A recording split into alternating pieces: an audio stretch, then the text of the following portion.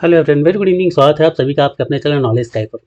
और दोस्तों, आज की क्लास जो क्लास है एक बहुत इंपॉर्टेंट क्लास रहने वाली है। ठीक है, आप सभी को पता है कि यदि हम एमपीएफएक्स की बात करें तो एमपीएफएक्स का आपका जो एग्ज़ाम है, ये एमपीएफएक्स के एग्ज़ाम में 40 नंबर जो है वो जीएस सेक्शन के हैं। और इन 40 नंबर जीएस सेक्शन की हम बात करें तो ये दो पार्ट में डिवाइड होते हैं। देखिए, स्टैंडर्ड बैंकिंग एग्जामिनेशन में यहाँ पर सिर्फ करंट अफेयर आता है, लेकिन यदि हम बात करें एमपी अपेक्स में तो एमपी अपेक्स में यहाँ पर आपको करंट अफेयर भी देखने को मिलेगा, साथ में आपको स्टैटिक नॉलेज भी देखने को मिलेगा। क्लियर। अब कई सारे बच्चे डरते हैं कि सर हमने पिछली बार पेपर दिया था तो स्टैटिक बहुत ज़्यादा पूछ लिया गया था। क्लियर। तो उसी का सॉल्यूशन मैं आप सभी के लिए लेकर आया हूँ। देखिए, मेरा मानना ये है कि इस बार आपको वर्स्ट केस सिनारियो यदि हम लेकर चलें तो 20 करंट अफेयर आने हैं और 20 स्टैटिक आने हैं। ठीक है, मेरे हिसाब से करंट अफेयर और ज़्यादा आएगा, है ना। चूंकि मैं पढ़ा रहा हूँ तो मैं ये नहीं बोलूँगा कि नहीं भाई स्टैटिक बहुत ज़्यादा आएगा, आप मुझसे पढ़ो ये पढ़ो, नहीं। ठीक है, मैं अनबायस्ड बात नहीं करता हूँ। ठीक है, तो ये सॉरी, मैं बायस्ड बात नहीं करता हूँ।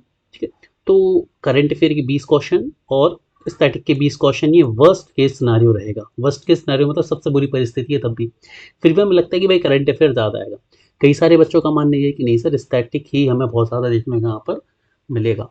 तो यदि आपको स्टैटिक से डर लगता है और आप स्टैटिक तैयार करना चाह रहे हैं तो यहाँ पर ये जो सॉल्यूशन है आपके लिए, मैंने अलग अलग स्टेट्स के अलग अलग स्टैंडर्ड एग्जाम में पिछले 10 सालों में स्टैटिक के जो क्वेश्चन पूछे गए हैं स्टेट पीसीएस से, स्टेट पीसीएस एसएससी, अलग अलग जगह जो भी क्वेश्चंस पूछे गए हैं उन क्वेश्चन का मैंने एक संकलन तैयार करा है, एक कलेक्शन तैयार करा है। ठीक है, और यदि आप इन क्वेश्चन को कर लेते तो ये देखो, ये वो क्वेश्चन है कि हम कितनी भी थ्योरी को पढ़ लें लेकिन ऐसे क्वेश्चन हमसे चूक जाते हैं, हम भूल जाते हैं। ठीक है, तो वो सारे के सारे क्वेश्चन मैंने यहाँ पर आपको डायरेक्टली अवेलेबल करा दिए। ये पार्ट तो इसलिए लिखा हुआ है क्योंकि इसका पार्ट वन जो है वो नीचे है ना, मतलब मैं जब तैयार कर रहा था तो उस वजह से, मतलब पार्ट टू का मतलब ये नहीं कि पार्ट वन मिसिंग, नहीं, पार्ट टू यहाँ आपको नीचे भी मिल जाएगा। ठीक है, तो इसको थोड़ा सा आप इग्नोर करके चलेंगे भी।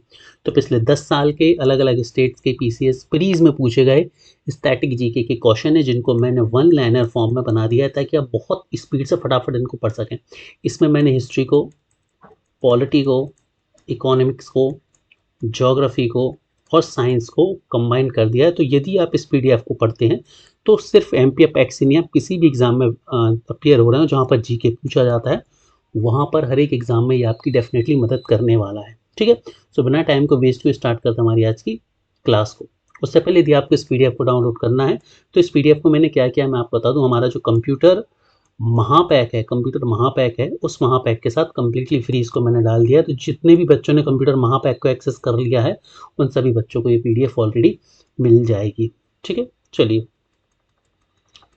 बढ़ते हैं हमारे कंटेंट क्वेश्चन की तरफ। ठीक है, फटाफट से 30 मिनट में हम कोशिश करेंगे 100 वन लाइनर्स को कंप्लीट करने की, और डेली मैं आपको 100 वन लाइनर्स यहाँ पर कंप्लीट कराऊंगा। ठीक है, तो पहला जो हमारा क्वेश्चन है वो तुझो के बावरी किस भाषा में लिखा गया है। ये किस भाषा में लिखा गया है? तुर्की में लिखा गया है। देखो, मैंने इसको हिंदी इंग्लिश दोनों भाषा में क्वेश्चन को लिखा हुआ है। ठीक है, जैसे Bihar public service commission pre में 2015 में क्वेश्चन पूछा गया था। ठीक है, तो अब आप समझ रहे हैं ना कि कितने अलग अलग स्टेट से क्वेश्चन यहाँ पर आपको मिलेंगे। तो पॉसिबल ही नहीं है कि कोई भी ऐसा स्टैंडर्ड क्वेश्चन हो जो एग्जाम में और आपसे ना बने, यदि आपसे ये पीडीएफ बनती है तो। ठीक है, अगला क्वेश्चन है पागलपंथ की स्थापना किसने की थी? तो ये करम सहाय के द्वारा की गई थी। ठीक है, अगला क्वेश्चन है, ठीक है, एक सेकंड का समझ लूंगा। अगले क्वेश्चन की तरफ हम चलते हैं। Who was Faraz? फराज कौन थे? तो भाई फराजी कौन थे? जो हाजी सल्लाह थे इनके फॉलोअर्स थे, इनको फॉलो करने वाले।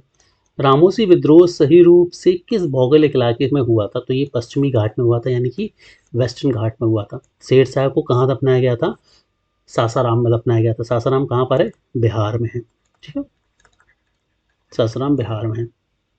चलिए, अगला क्वेश्चन है, चार्ल्स वुड का आदेश पत्र किससे संबंधित है? एक सेकेंड, कुछ क्वेश्चंस माफी चाहूंगा। ठीक है, हाँ, चलिए, पागलपंथ यहाँ पर हम देख चुके थे। हल्दी घाटी के युद्ध में महाराणा प्रताप की सेना के सेनापति कौन थे? तो हकीम खान थे। अब ये ऐसे क्वेश्चन है जो आप कितनी भी थ्योरी क्यों ना पढ़ लें, आप ऐसे क्वेश्चन को डेफिनेटली मिस करके आएंगे और वहीं पर ये पीडीएफ वन लाइनर आपकी हेल्प करेंगे। यहाँ पर आपको 2000 से ज़्यादा वन लाइनर्स मिलने वाले हैं सारे सब्जेक्ट के मिलाकर, जो कि सुपर इंपॉर्टेंट है आप सभी के लिए। बघेरा विद्रोह कहाँ पर हुआ था? तो ये हुआ था बड़ौदा में। अगला क्वेश्चन है, चार्ल्स वुड का आदेश पत्र किससे संबंधित था? तो ये शिक्षा से संबंधित था। बहुत इंपॉर्टेंट है ये, हालांकि सारे क्वेश्चन इंपॉर्टेंट है लेकिन ये सबसे ज़्यादा इंपॉर्टेंट है और इम्पॉर्टेंट में भी। रामायण का फारसी भाषा में अनुवाद किसने किया था? तो अब्दुल कादिर बदायूनी ने किया था, इन्हें हम बदायूनी के नाम से भी जानते हैं, यूपी पीसीएस में क्वेश्चन आ चुका है। वंदे मातरम का संपादन किसने किया था? तो अरविंदो घोष ने किया था 1905 में 6 अगस्त को, और 1906 को पहली बार इसे प्रकाशित किया गया था। अब दोनों ही डेट्स इंपॉर्टेंट हैं। संपादन कब किया गया था? 1905 में, किसके द्वारा? अरविंदो घोष के द्वारा। पहली बार प्रकाशित कब किया गया? तो 1906 में। ठीक है, दोनों ही डेट बहुत इंपॉर्टेंट डेट थी। क्लियर है? एमकेपेक्स वालों के लिए डेफिनेटली ये पीडीएफ वरदान साबित होगी, ये गारंटीड है। ब्रह्म बांधवोपाध्याय ने किस पत्रिका का संपादन कार्य किया था? तो इन्होंने संध्या नामक पत्रिका का संपादन कार्य किया था। क्लियर है? आई गेस सही बच्चों को क्लियर हो गया होगा। आगे बढ़ते नेक्स्ट क्वेश्चन की तरफ।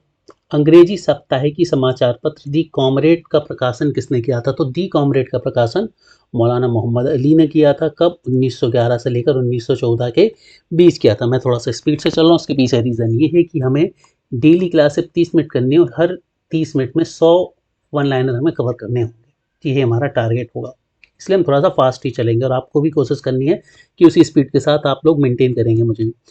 खुसरो किस मुगल बादशाह का पुत्र था? खुसरो किसका पुत्र था? जहांगीर का था।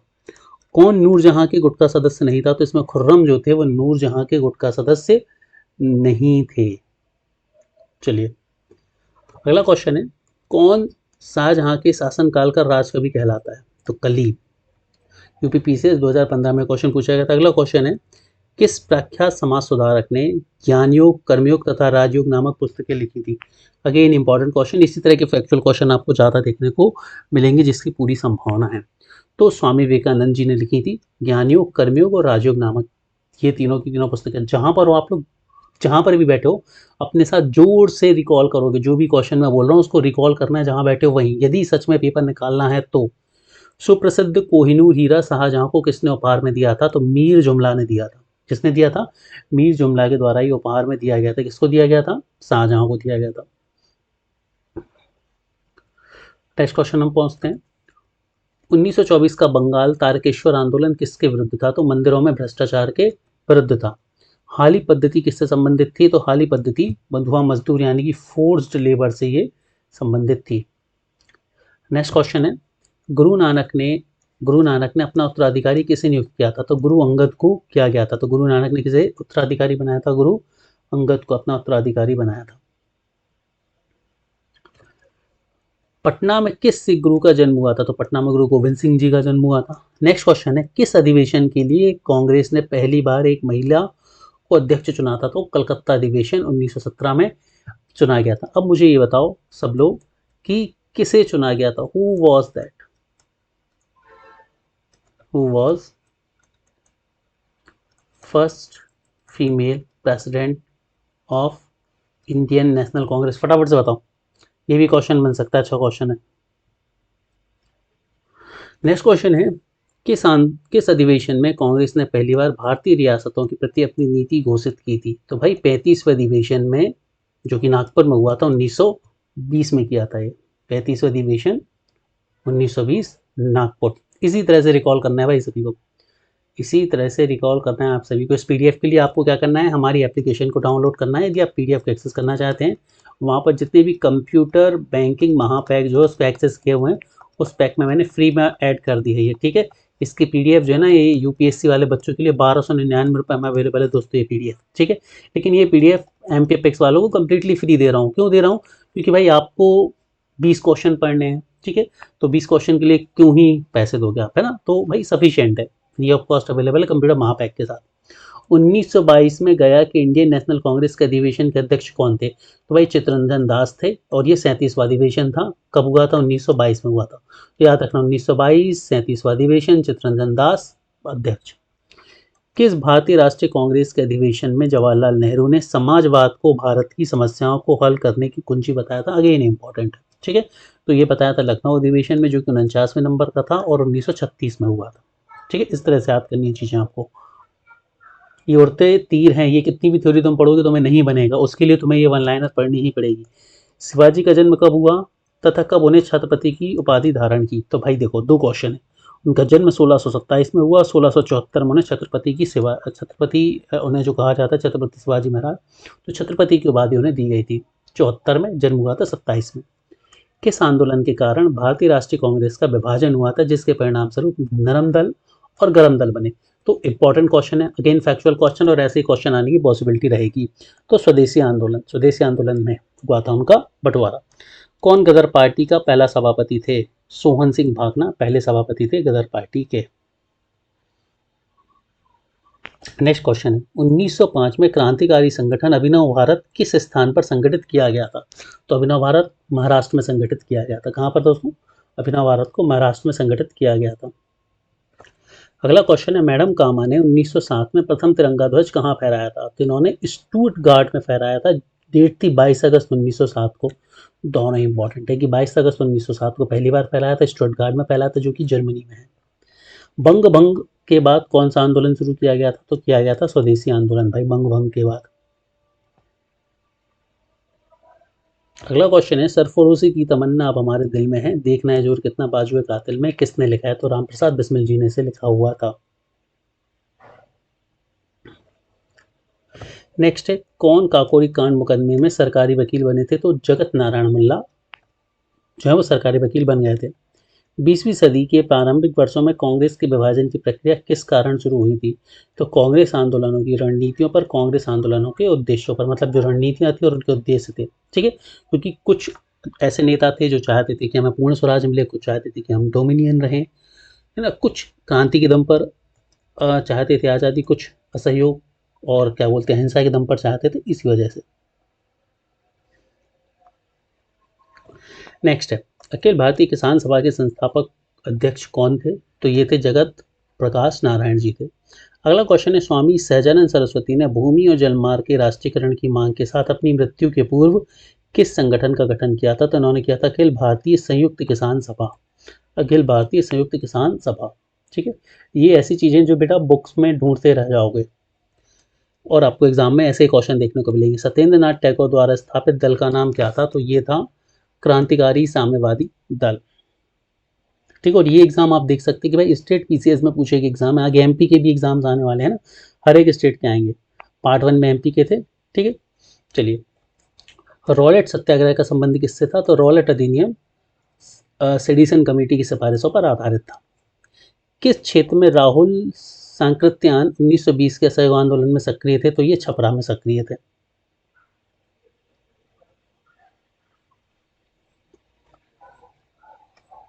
नेक्स्ट, दक्षिण अफ्रीका के किस रेलवे स्टेशन पर गांधी को ट्रेन से फेंका गया था? तो कौन सा था? Saint Petersburg.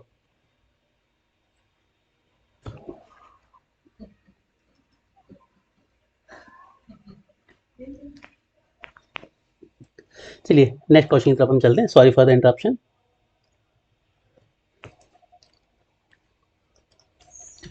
ठीक है, जो भी बच्चे लाइव चैट में पूछ रहे हैं उनको बता दूं कि आपको एप्लीकेशन को डाउनलोड करना है।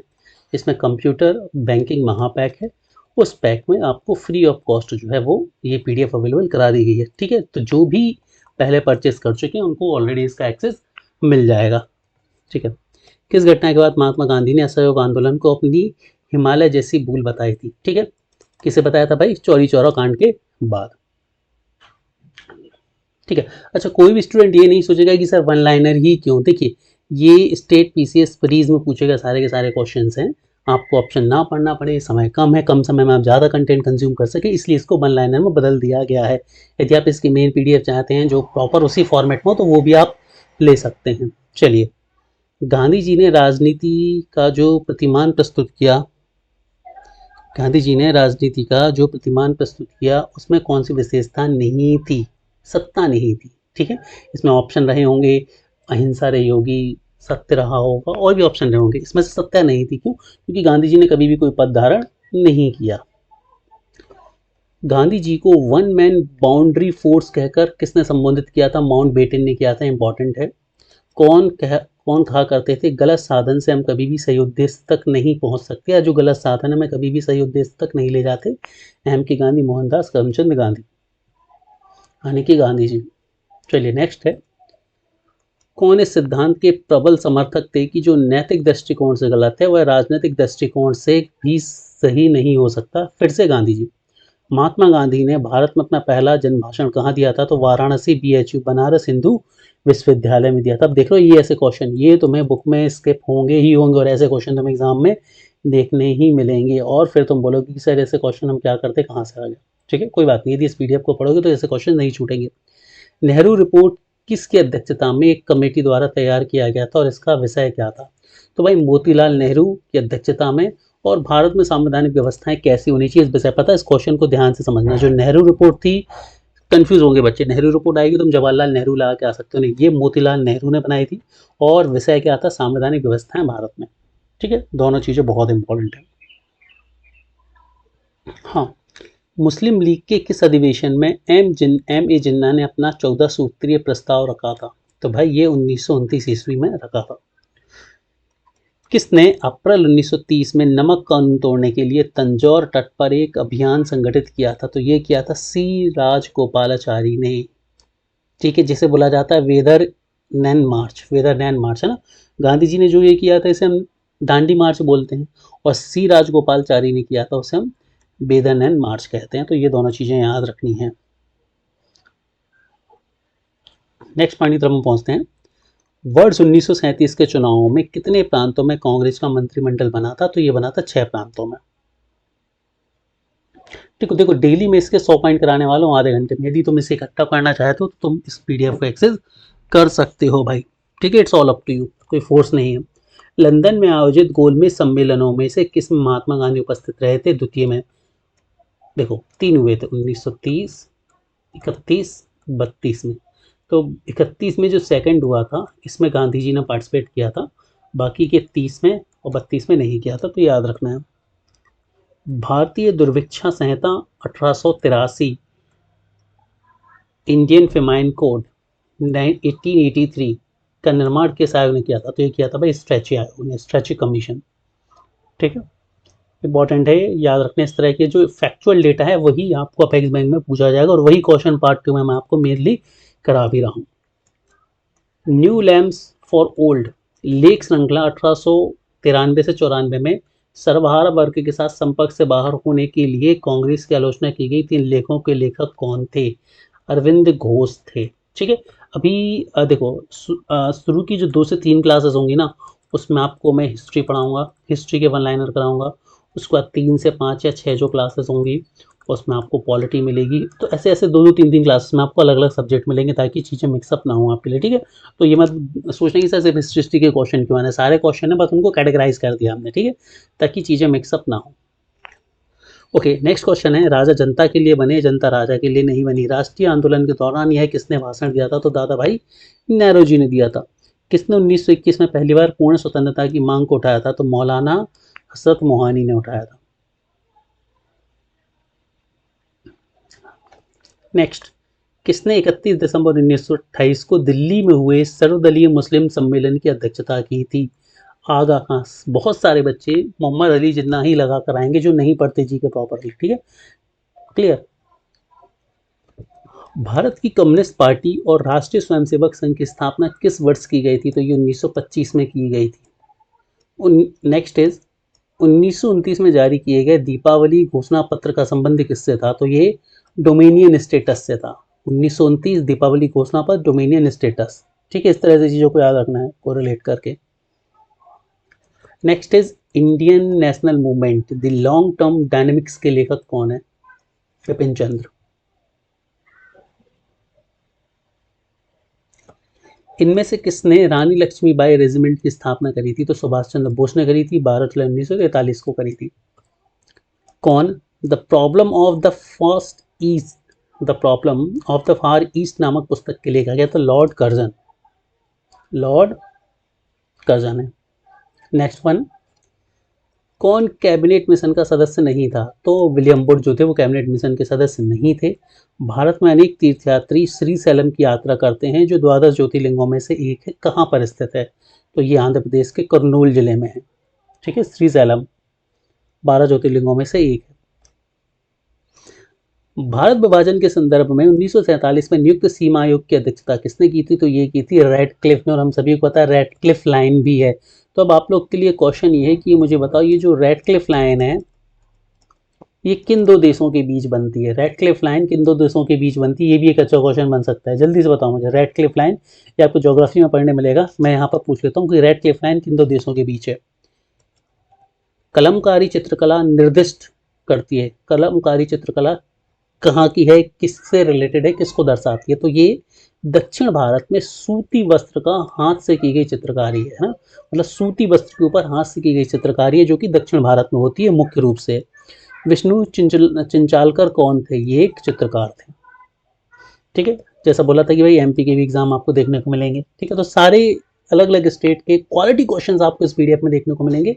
कोई भी रैंडम क्वेश्चंस ऐसे नहीं है जो यहाँ पर लिए जाओ। ठीक है, सारे हाई क्वालिटी क्वेश्चंस आपको देखने को मिलेंगे, और यदि आप इस पीडीएफ को पढ़ते हैं तो जहाँ पर भी जीके आता है, ऐसा हो नहीं सकता कि कोई भी क्वेश्चन आपको नया लगे यदि आपने ईमानदारी से इस पूरी पीडीएफ को पढ़ लिया है तो। और नहीं पढ़ा है तो भाई सब कुछ मुश्किल है, चॉइस आपकी है, क्या आपको करना है। किसने Indian society of oriental arts की स्थापना की थी? तो ये की थी अबिंद्रनाथ टैगोर जी के द्वारा की गई थी। चलिए मूव करते हैं हम नेक्स्ट पर। खेल कूद में उत्कृष्टता के लिए कौन सा पुरस्कार दिया जाता है? तो अर्जुन पुरस्कार दिया जाता है। भारतीय व्यापार में ईस्ट इंडिया कंपनी का एकाधिकार कब समाप्त हुआ था? तो ये हुआ था 1813 ईस्वी में।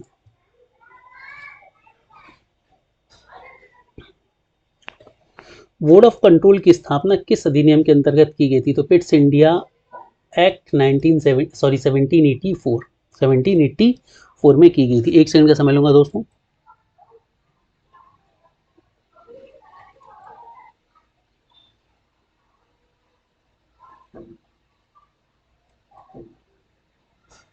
चलिए मूव करते हैं हम next. Okay, British east India company ने चाय के व्यापारिक एकाधिकार को किस चार्टर द्वारा खो दिया गया था? तो ये 1833 के चार्टर एक्ट के द्वारा चाय का जो व्यापारिक एकाधिकार था उसे खो दिया गया था। भारत सरकार अधिनियम 1919 में किसको स्पष्ट रूप से परिभाषित किया गया है? केंद्र एवं प्रांतीय सरकारों की अधिकारिकता को। ठीक है, 1909 और 1919 इसे बोलते हैं मार्ले मिंटो रिफॉर्म्स, और इसे हम बोलते हैं मॉन्टेग्यू चैम्सफोर्ड रिफॉर्म्स। याद रखने दोनों बहुत इंपॉर्टेंट है ये।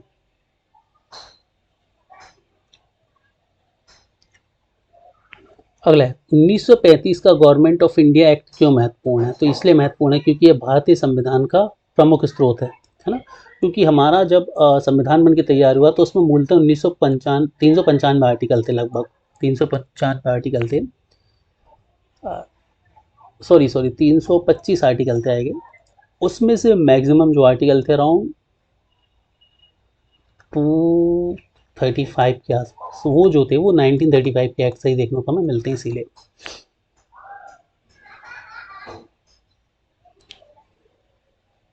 चलिए, भारत का संघीय न्यायालय स्थापित कब किया गया था? तो ये किया गया था 1937 में। फेडरल कोर्ट जो है वो 1937 में स्थापित किया गया था।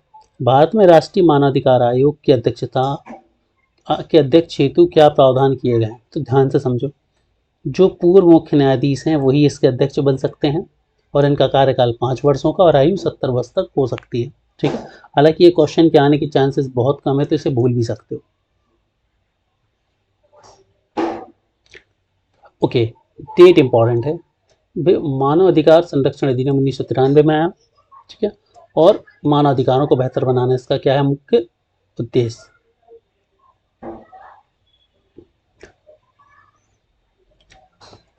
तो दधीरी एक परवर्ती हड़प्पीय पुरा स्थल है, ये कहाँ पर मिला था? तो ये मिला था पंजाब में। तो याद रखना दाधेरी कहाँ पर है? पंजाब में। और ये क्या है?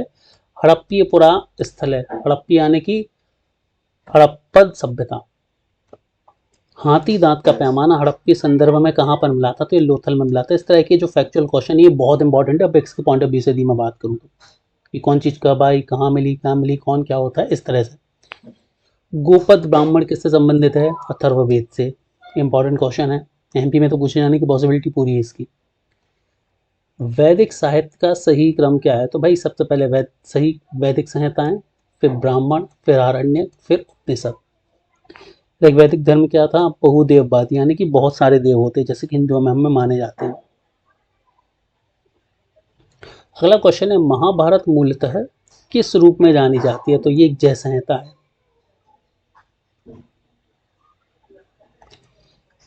बहुत इंपॉर्टेंट क्वेश्चन है ये।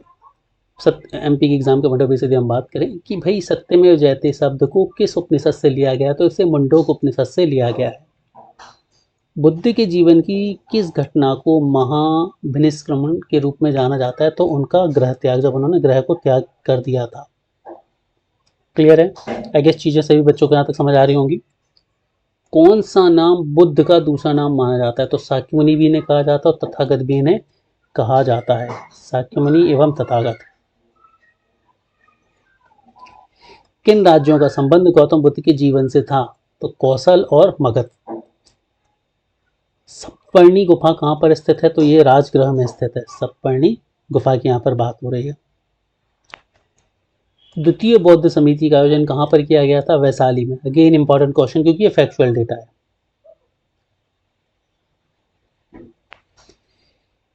किस बौद्ध साहित्य में महात्मा बुद्ध के नैतिक एवं सिद्धांत संबंधित वचन संकलित हैं? तो ये सुत्त पिटक में है।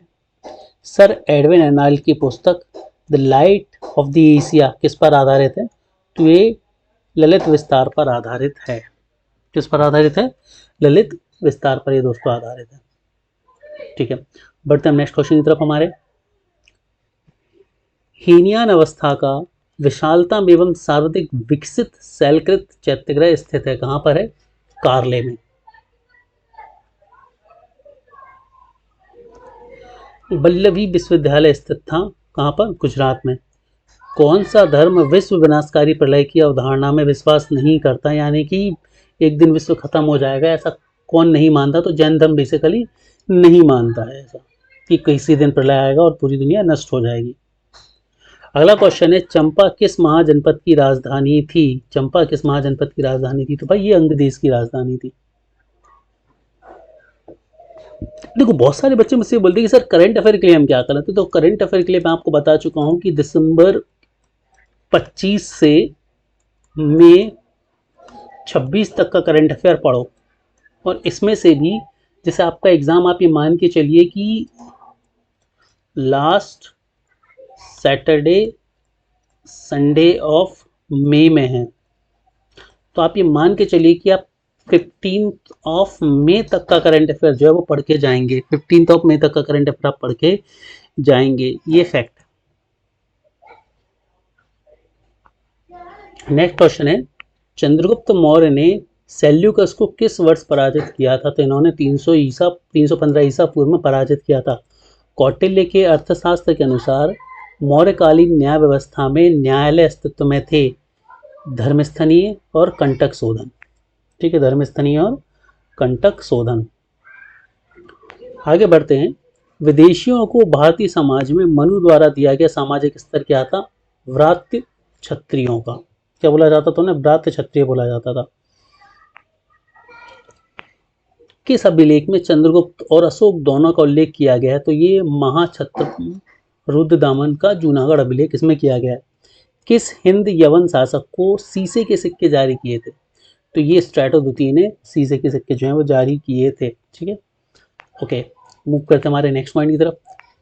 बिना बेगार के किसने सुदर्शन झील का जीर्णोद्धार कराया था? तो रुद्रदमन प्रथम ने कराया था। बिना बेगार का मतलब क्या? Without force labour. चलिए, कनिष्क के सारनाथ बौद्ध प्रतिमा अभिलेख की तिथि क्या थी? तो 81 ईस्वी थी। शक संवत पर आधारित राष्ट्रीय पंचांग का एक चैत्र ग्रेगोरियन कैलेंडर पर आधारित 365 दिन के सामान्य वर्ष की तिथियों में किस एक को दर्शाता है? तो ये 22 मार्च या 21 मार्च, दोनों में से एक। तो बस दोनों चीजें याद रखनी, 21 मार्च या 22 मार्च को एक चैत्र बोला जाता है, चैत्र का पहला दिन बोला जाता है।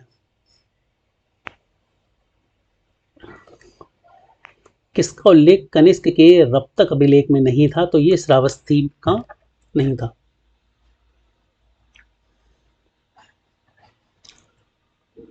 तो दोस्तों यहाँ पर हमारे 100 पॉइंट लगभग कवर हो चुके हैं, 100 वन लाइनर्स हमारे कवर हो चुके हैं। ठीक है, मेरी कोशिश यही रहेगी कि मैं डेली 30 मिनट की ये क्लास लूँ, डेली नहीं तो हम ऑल्टरनेट इस क्लास को लेंगे, क्योंकि इसके अलावा भी हमारे अलग अलग इनिशिएटिव चल रहे हैं। मैं आपको मॉक्स भी करा रहा हूँ अपेक्स बैंक के। ठीक है, साथ में हमारी संवाद सीरीज भी चल रही है। संवाद सीरीज में मैं आपको करंट अफेयर का रिवीजन करा रहा हूँ टॉपिक वाइज, और वहाँ पर मैं आपसे पूछता हूँ चीज़ें, आपको वर्बल फॉर्म में बताता हूँ, ताकि आपकी नोट मेकिंग भी हो जाती है। ठीक है, तो यदि आप एमपी अपेक्स बैंक एग्ज़ाम की तैयारी कर रहे हैं तो हमारे चैनल को सब्सक्राइब ज़रूर कर लीजिए। और यदि आप इस पीडीएफ को एक्सेस करना चाहते हैं तो ये कम्प्लीटली फ्री अवेलेबल है। इसके लिए आपको हमारी एप्लीकेशन को डाउनलोड करना है। एप्लीकेशन को डाउनलोड करने के बाद आपको कंप्यूटर बैंकिंग महापैक में जाना है, और इसको कंप्यूटर बैंकिंग महापैक में ये आपको कम्प्लीटली फ्री ऑफ कॉस्ट जो है वो मिल जाएगी। ठीक है, तो उम्मीद करता हूँ दोस्तों ये सेशन आपको पसंद आया होगा। यदि आपकी कोई भी क्वेरी है तो आप कमेंट सेक्शन में मुझे जरूर बताएं, हम उस क्वेरी को as soon as possible resolve करने की कोशिश करेंगे। Have a great day everyone, पढ़ते रहिए, आगे बढ़ते रहिए।